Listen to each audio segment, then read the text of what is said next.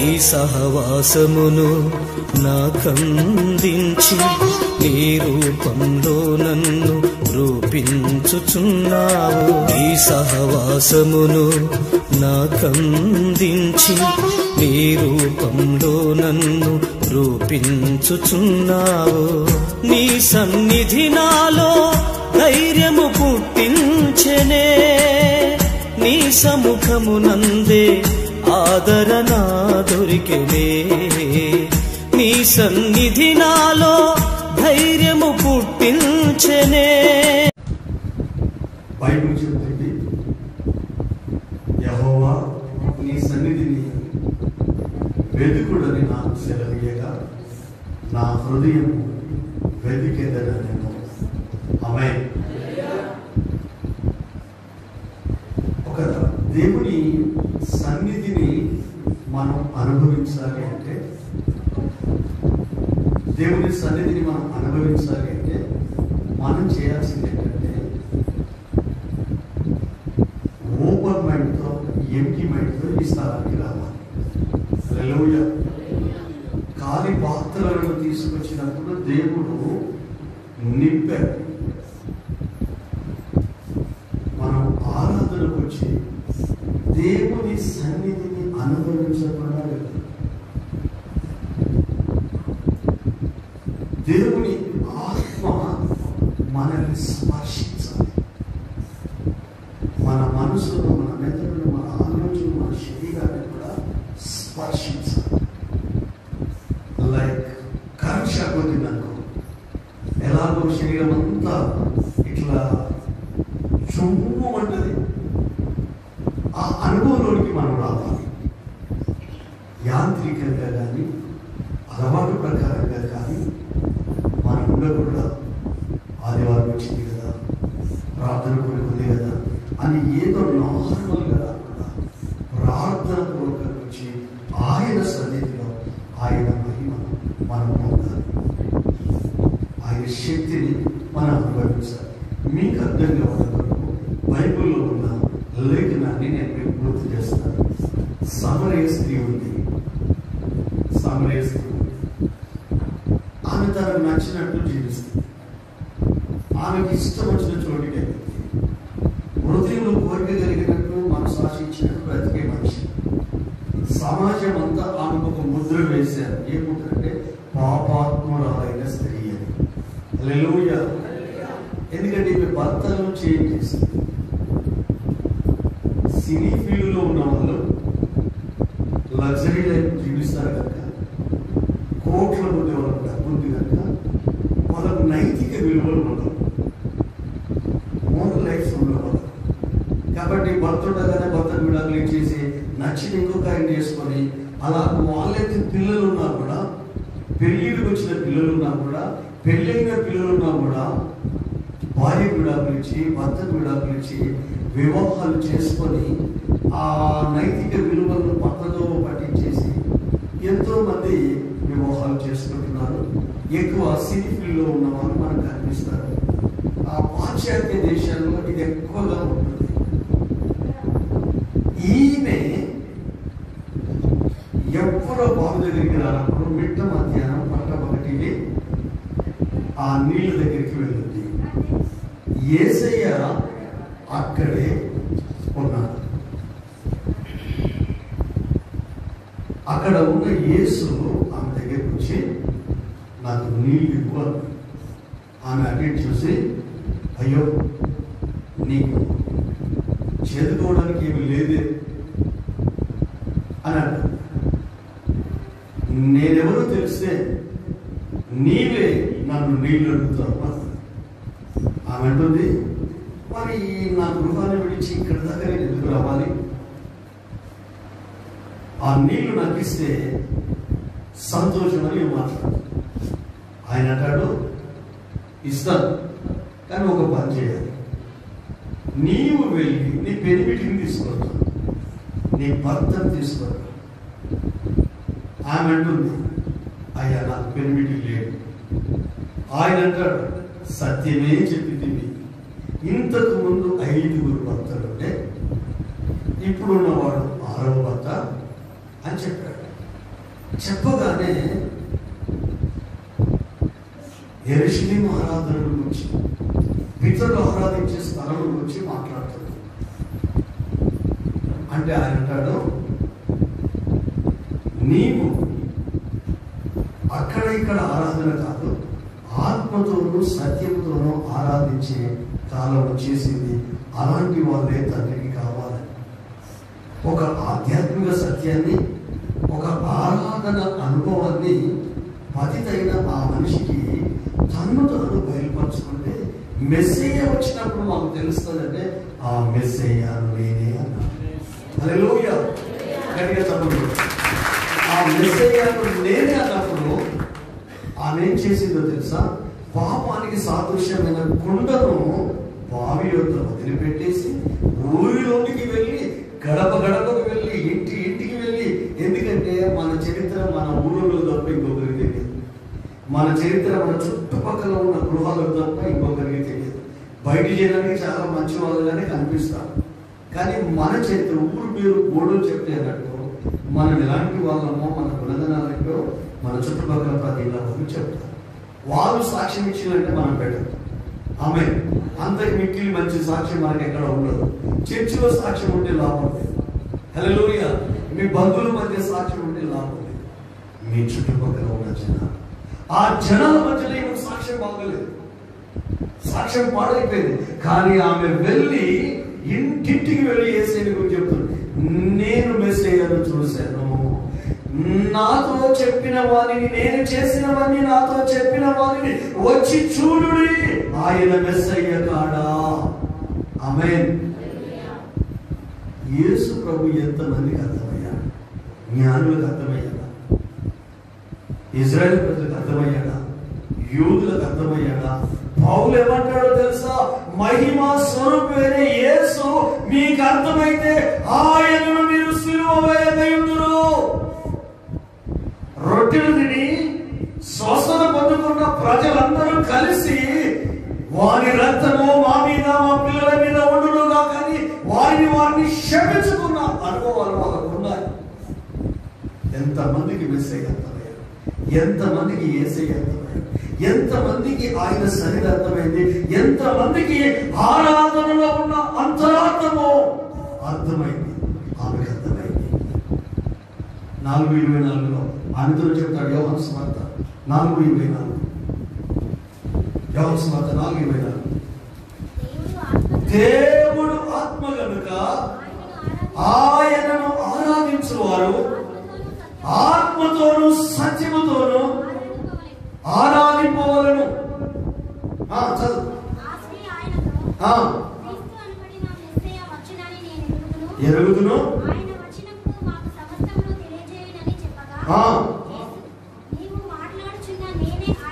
నీవు మాట్లాడుతున్నావే నాతో, నేనే ఆయనను. దేవునికి స్తోత్రం. హల్లెలూయా. గమనించండి దేవుని బిడ్డలారా, చాలా ఇంపార్టెంట్. నేను ఎందుకు ఈ విషయాన్ని మీకు జ్ఞాపకం చేస్తున్నానంటే, మీకు మెస్సయ్య తెలుసా? మీకు యేసయ్య తెలుసా? ఆయన మీకు పరిచయం అయ్యాడా? ఆత్మతో ఆరాధించే అనుభవంలో ఉన్నావా? మనకు జ్ఞానం ఎక్కువన్నా, అనుభవం ఎక్కువన్నా, ఇవి దేవుని సన్నిధిలో వచ్చే దేవునికి పసిపిల్ల లాంటి మనసు కావాలి. హల్లెలూయా. పసిపిల్ల లాంటి హృదయం కావాలి. శిశువుని పట్టుకొని యేసు ప్రభు ఏమంటాడో తెలుసా? అయ్యా, మేము మమ్మల్ని ఇద్దరిద్దరిని గ్రామాలకు పంపించాం కదా, మీ నమ్మను వచ్చేస్తే దయ్యాలు వెళ్ళిపోతున్నాయి, రోగులు బాగుపడుతున్నారు అని సంతోషంతో తిరిగి చెప్తే, ప్రభువా నీవు జ్ఞానులకు మరుగుపరిచి పసి బాలులకు నువ్వు బయలుపరుచుకున్నందుకు తండ్రి నిన్ను స్తుతిస్తున్నాను. హల్లెలూయా. మన మందిరానికి వచ్చిన, ఆరాధనకు వచ్చిన, రక్షింపబడిన, అభిషేకం పొందుకున్న, ప్రభు కొరకు మన ముందుకు వెళ్ళిన అసలు యేసు ఎవరో నీకు తెలుసా? హల్లెలూయా. యేసు ఎవరో నీకు తెలుసా? ఈమెకు పర్సనల్ గా అర్థమైంది. యేసు ఎవరో నీకు తెలిస్తే, క్రీస్తు ఎవరో నీకు తెలిస్తే నీ లైఫ్ చేంజ్ అవుతుంది, టర్న్ అవుతుంది. ఎందుకో తెలుసా? ఎంతమందికి ఈ అమ్మాయి చెప్పిందో, ఊరు యాకోబు బావి దగ్గరికి వచ్చారు. పనికిరాని దాని మాటలు ఎలా వినగలుగుతారు? సాక్ష్యం పాడైపోయిన ఆ స్త్రీ మాటలు ఎలా వినగలుగుతారంటే ఆమె నడుకలో మార్పు కనిపించింది, ఆమె మాటలో ఏదో సత్యం కనిపించింది, ఆమె చూపులో ఏదో సత్యం కనిపించింది, ఆమె ప్రవర్తన ఇట్టే తెలిసిపోతుంది. నేను చెప్తాను కదా, 90% మన శరీర భాషే మన వింటూ మనం చెప్తుంది, 10% మాత్రమే మన ప్రవర్తన చెప్తుంది. హల్లెలూయా. మనం అనుకుంటాం నేను ఎవరితో మాట్లాడుకుంటుంటే ఇతరులకు ఏం తెలియదని మనం అనుకుంటాం. ఆ టైంలోనే ఎక్కువ సమాచారం అవుతుంది. శరీర భాష సంజ్ఞల ద్వారా మనమేంటి, మన లైఫ్ ఏంటి, మన వ్యక్తిత్వం ఏంటి, మన గుణగణాలు ఏంటి అనేది తెలిసిపోతుంది. కానీ ఈమె వెళ్ళినప్పుడు ఒక రీజన్ తీసుకోవచ్చు, ఇంకొకరికి ఒక రకంగా అనొచ్చు.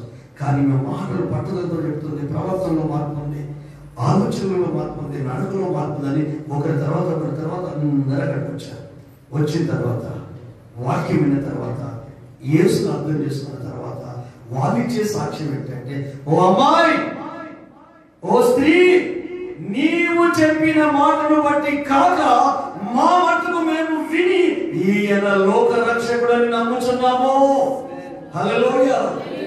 అంటే వ్యక్తిగతంగా ఎవరికి వారే పర్సనల్ రిలేషన్షిప్, వ్యక్తిగత సంబంధం యేసుతో ఉంటే నీకు సెల్ఫ్ లేదు బండి నెట్టినట్టు నెట్టాల్సిన అవసరం లేదు.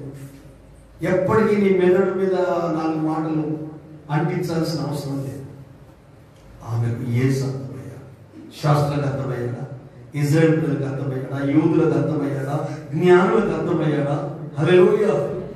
పతిత అంటే చెడిపోయిన స్త్రీ, హల్లెలూయా, చెడిపోయిన మనిషి. ఆ యేసన పాట మరొకసారి 2వ చరణం పాడదాం.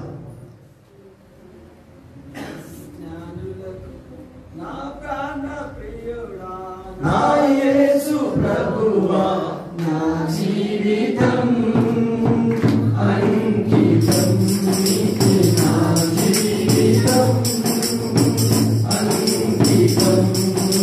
జ్ఞానులకు నీ సందేశం, మతకర్తలకు నీ ఉపదేశం. జ్ఞానులకు నీ సందేశం, మతకర్తలకు నీ ఉపదేశం. అర్థము కాకపోయేనే, అర్థము కాకపోయేనే, అవిధరంతరం ఈ జీవజలములు సాగితిరే, సాగితిరే. నా ప్రాణ ప్రియుడా, నా యేసు ప్రభువా, నా జీవితం అంకితం నీకే, నా జీవితం అంకితం. నాయన నీకున్న తలపులు బహు విస్తారము లైయున్నవి. నాయన నీకున్న తలపులు బహు విస్తారము లైయున్నవి. వాటిని వివరించి చెప్పాలనే, వాటిని వివరించి చెప్పాలనే, అవి అన్నిటిలో లెక్కకు మించినవై ఉన్నది. అయ్యున్నది. నా ప్రాణ ప్రియుడా, నా యేసు ప్రభువా, నా జీవితం అంకితం నీకే, నా జీవితం అంకితం. హల్లెలూయా.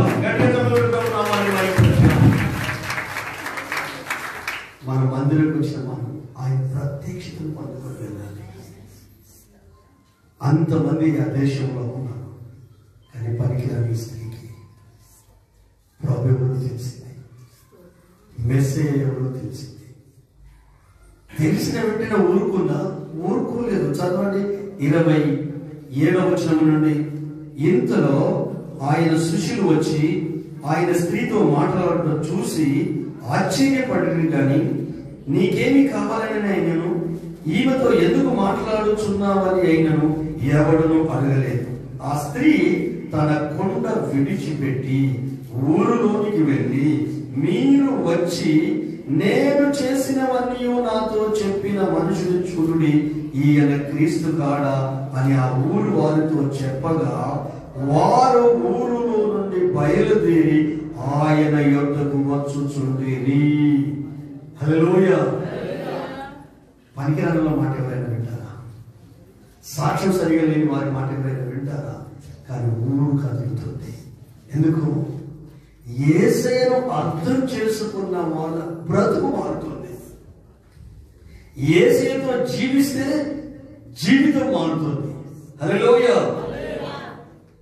సుగుణాల సంపన్నుడా, స్తుతిగానాల వారసుడా,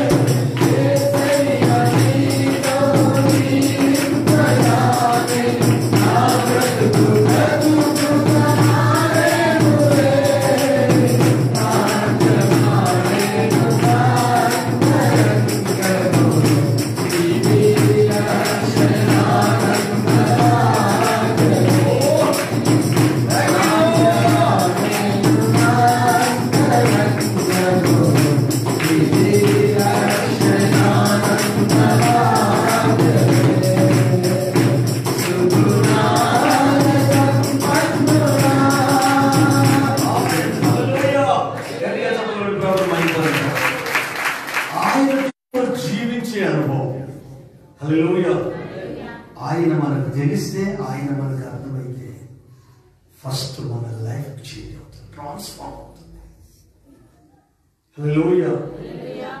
ట్రాన్స్ఫార్మ్ అవ్వట్లేదంటే ఇంకా మెస్సయ్య మనకు తెలియట్లేదు.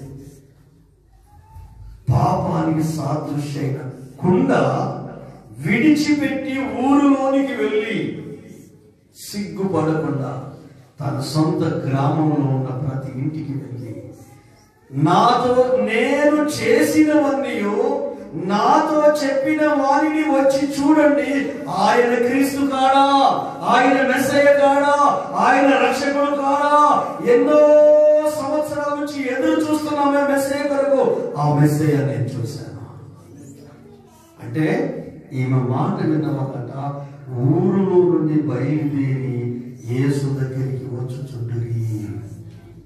ఎంతమందిని మనం యేసయ్య దగ్గరికి నడిపిస్తున్నాం, ఎంతమందికి మనం క్రీస్తుని గురించి మాట్లాడుతున్నాం.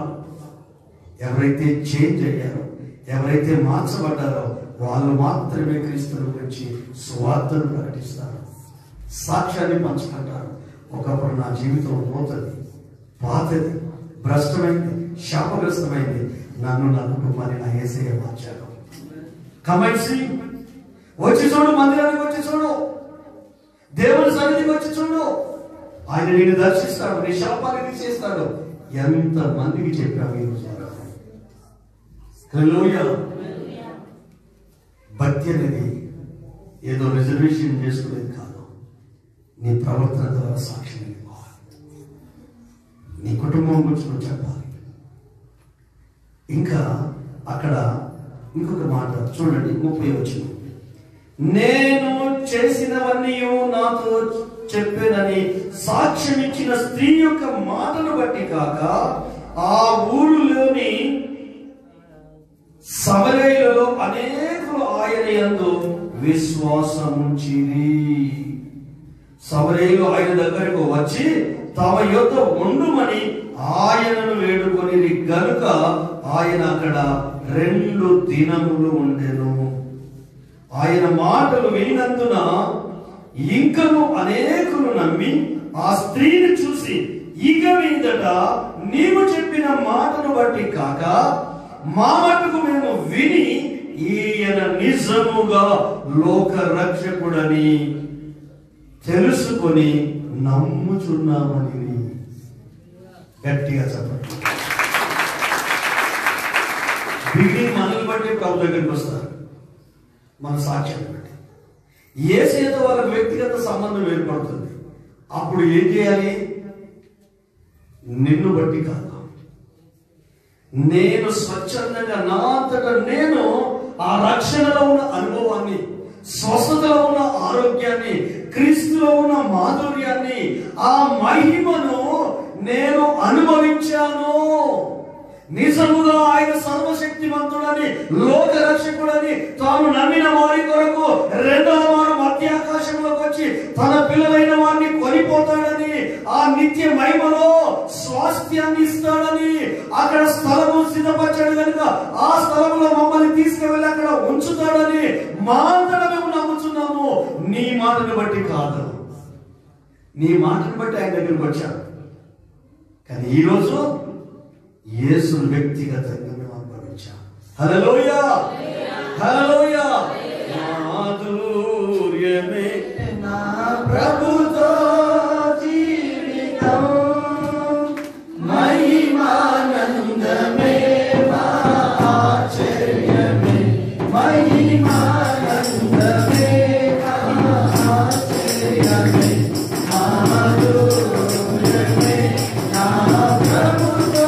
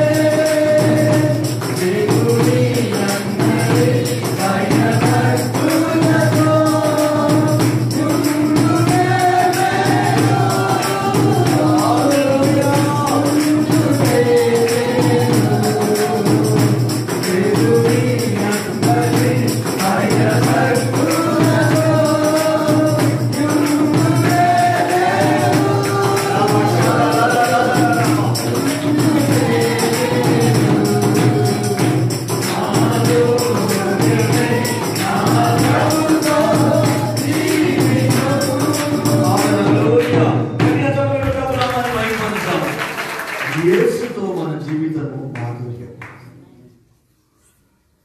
మహిమతో నిండిన ఆనందం. అది అనుభవించిన వాళ్ళకి అర్థమవుతుంది. మెదడుకు దేవుడు అర్థం కాడు, మనసుకు దేవుడు అర్థం కాడు, హృదయానికి అర్థమవుతాడు. ఎందుకంటే ఈ శరీరం మట్టి నుండి తీయబడింది, ఆత్మ దేవుని నుండి కలిగింది. ఆ ఆత్మకు మీరు అవకాశం ఇచ్చుకోండి.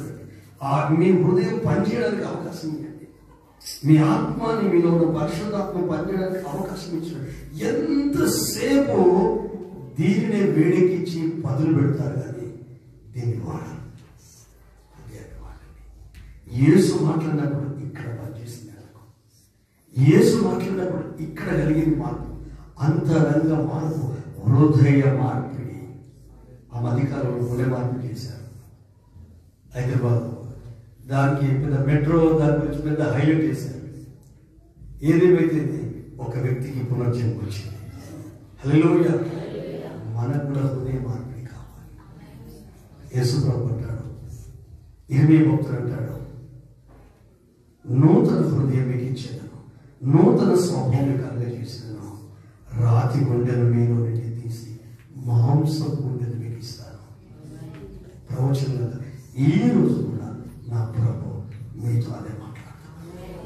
మునుపటి ప్రవర్తన మీకుండదు, మునుపటి జీవితం మీకుండదు. మీ మీద శుద్ధ జలములు చల్లుతాడు, మీ లోపల ఆయన ఆత్మను ఉంచుతాడు. ఆయన కట్టడలు అనుసరించే వారిగా మనల్ని సిద్ధం చేస్తాడు. రాతి గుండెని తీసి మాంసం గుండెనిచ్చి నూతన స్వభావాన్ని కలిగజేసి నూతన హృదయాన్ని మనకి ఇస్తాడు.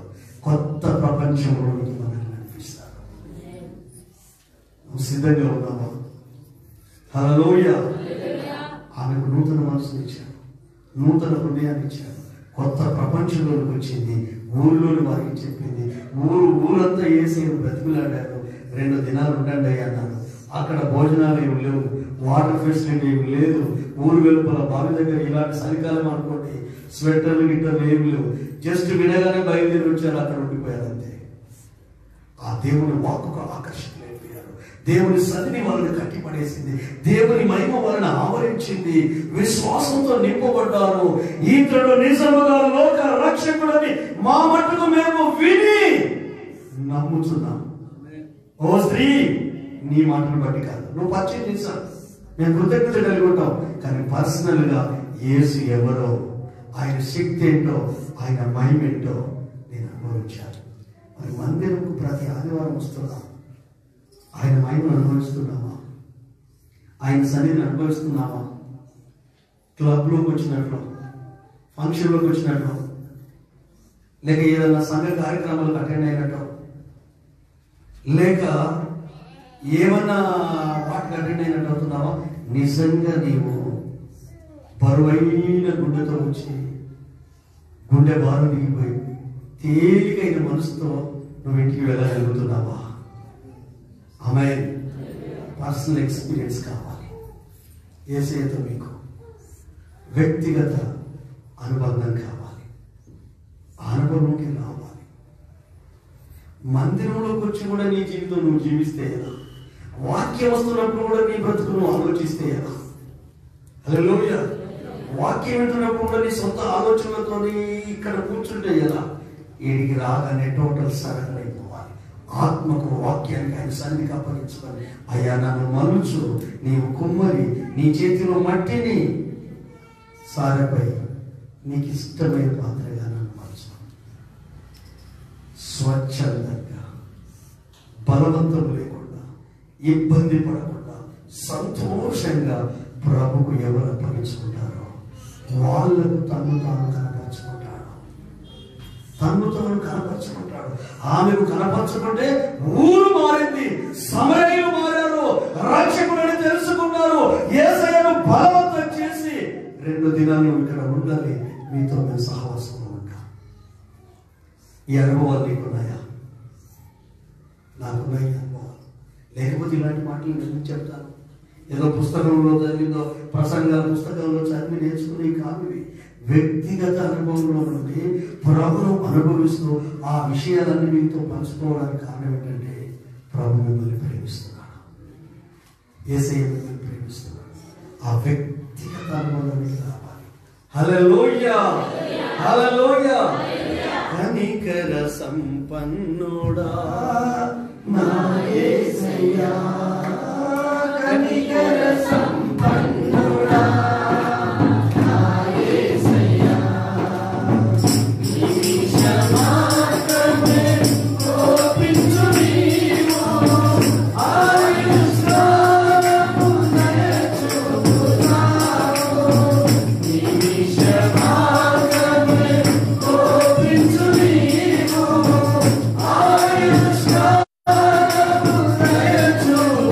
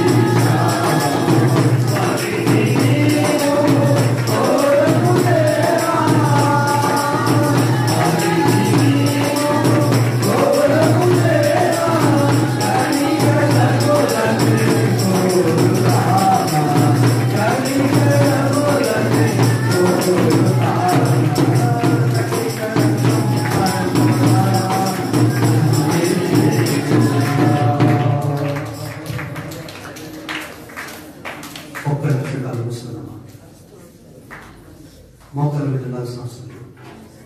Close your eyes. దేవుని సన్నిధిలో దేవుని మాటలు వస్తున్నప్పుడు నీ మనసును కఠినపరచుకో. భార్యతో భర్త మాట్లాడకపోతే మనసు కఠినమవుతుంది కావచ్చు. పిల్లలతో తల్లిదండ్రులు మాట్లాడకపోతే మనసు కఠినమవుతుంది కావచ్చు. గొడవలు అన్యాయం జరిగినప్పుడు గుండె మనసు కఠినమైంది కావచ్చు. కానీ దేవుని సన్నిధిలో మనసు కఠినపరచుకోవద్దు. దేవుని మందిరంలో నీ మనసును కఠినపరచుకోవద్దు. ఎందుకంటే ఆయన స్వరాన్ని, ఆయన మహిమను, ఆయన సన్నిధిని, ఆయనతో ఉన్న వ్యక్తిగత ఆ స్పర్శను నువ్వు మిస్ అవుతావు.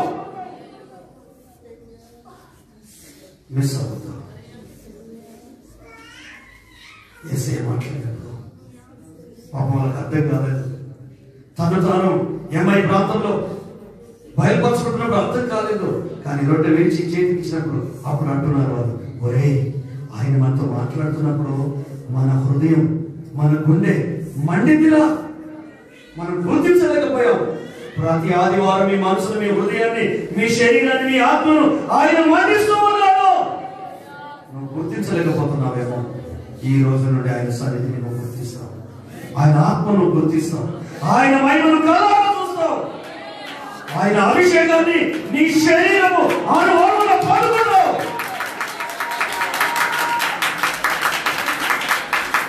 ఎందుకంటే ఈ లోకంలో ఎప్పటికీ తను బయలుపరచుకోలేదు, నీకు బయలుపరచుకోలేదు.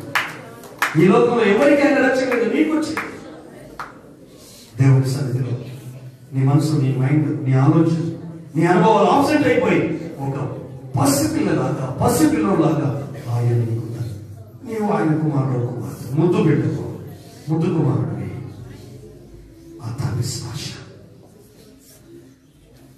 ఒకరోజు బస్ స్టాండ్లో ఉంది, ఒక తల్లి కంపెనీ పిల్లలతో దిగింది. 3 మూలలు ఉన్నాయి, కానీ ఒక సంవత్సరం బేబీ ఏడుస్తుంది. బస్ స్టాండ్లో ఉన్న వాళ్ళందరూ ఆ పిల్లని ఎత్తుకోవడానికి ప్రయత్నం చేశారు. ఊరుకోవట్లేదు, గక్కులు పెట్టి వేస్తుంది. బిస్కెట్ ఇచ్చారు, అరటిపళ్ళు ఇచ్చారు, విసిరి వేస్తుంది.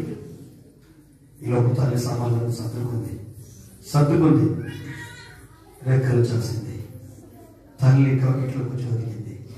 ఆ పిల్లకు కావాల్సిన అరటిపళ్ళు, చాక్లెట్లు, ఇంకెవరు స్పర్శ కాదు, కానీ తల్లి స్పర్శ ఆ బిడ్డ ఏడుపును బంద్ చేసింది.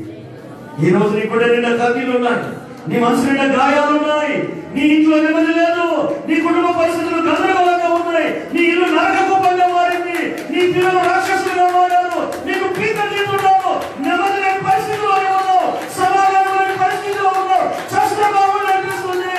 ఎవరెవరో చేతులు ఆపుతున్నారు. ఎవరి స్పర్శ నీకు నెమ్మదినివ్వదు, ఎవరి స్పర్శ నీకు ఆనందాన్నివ్వదు. నీ కొరకు ప్రాణం పెట్టి తిరిగి లేచిన నీ ప్రాణ ప్రియుడైన యేసు కౌగిట్లో నువ్వు ఒదిగిపోవాలి. ఆయన కౌగిలే నీకు నెమ్మదినిస్తుంది, ఆయన కౌగిలే నీకు ప్రశాంతతనిస్తుంది, ఆయన కౌగిలే నీ గుండె గాయాలను మార్పిస్తుంది, ఆయన కౌగిలే నీకు ప్రశాంతతనిస్తుంది.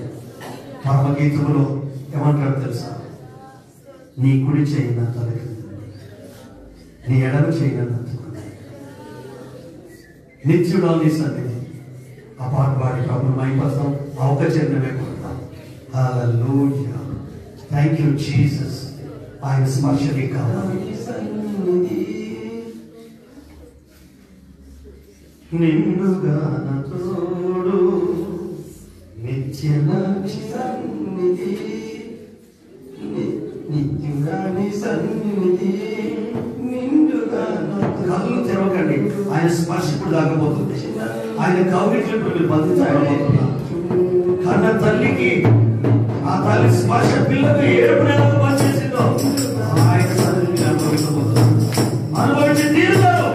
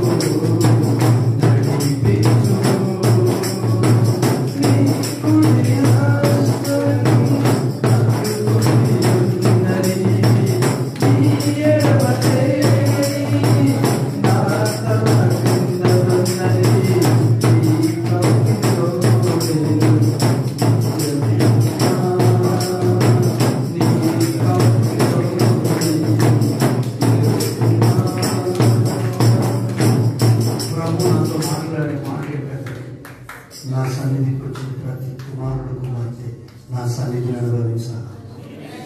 నా స్పర్శ పొందుకొని వెళ్ళాలా? లోక స్పర్శకు వెళ్ళావా? మనుషుల స్పర్శకు వెళ్ళావా? డబ్బు స్పర్శకు వెళ్ళావా? పాపము స్పర్శకు వెళ్ళిపోయావా? నా దేవుని స్పర్శని కావాలి. నా దేవుని స్పర్శని కావాలి. కళ్ళల్లో నిజాయితీ కనిపిస్తుంది, గుండెలో నెమ్మది ఉంటుంది, మనసులో ప్రశాంతత ఉంటుంది, శరీరంలో ఆరోగ్యం ఉంటుంది, హృదయం నిండా యథార్థత ఉంటుంది, పెదవులలో సత్యం ఉంటుంది, మనసులో కల్మషం ఉండదు. టోటల్లీ దేహం పవిత్రంగా ఉంటుంది. కష్టంలో ఉన్న వాళ్ళందరూ ప్రయత్నం చేశారు పిల్ల ఏడుపును ఆపడానికి, పాప ఏడుపును ఆపడానికి, ఆపలేకపోయారు. ఈ లోకంలో ఎవరెవరి మీద అనుకుంటున్నావేమో నీ కష్టాలు వస్తే కన్నీళ్లు తుడుస్తారని, బ్యాక్ బోన్గా ఉంటారని, కుటుంబాన్ని పోషిస్తారని, ఇంటిని నడిపిస్తారని ఏవేవో స్పర్శలు కోరుకుంటున్నావు. నీ ప్రాణప్రియుడైన యేసయ్య స్పర్శ అవుతానికి ఎందుకు నిర్లక్ష్యం చేస్తావు? ఎందుకు ఆయన సన్నిధిని తక్కువ చేస్తున్నావు? ఈరోజు నా ప్రభు నీతోనే మాట్లాడుతున్నాను. ఆ తల్లి అర్థమైపోయింది. ఈ పాపకు బిస్కెట్లు కానీ, చాక్లెట్లు కానీ, ఈ లోక సంబంధమైన తేనె కానీ ఇదంతా ఏది అక్కర్లేదు. నాకు కలిగిన స్పర్శ కావాలి. తల్లి ఒడిలోకి వెళ్ళిన తర్వాత ఆ స్పర్శ ఆ పాపకు దుఃఖాన్ని తీసేసింది, గాయాలు పంపింది. సహోదరుడు సహోదరుడా, యజమాని యజమానురాలా,